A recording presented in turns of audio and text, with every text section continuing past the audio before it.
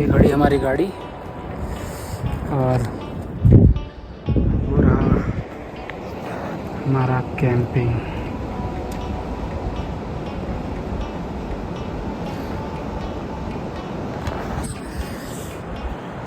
आज रात हम यहीं कैंपिंग करेंगे।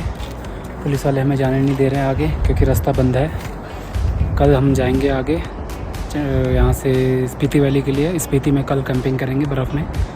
आज हम यहीं नहर के किनारे कर रहे हैं।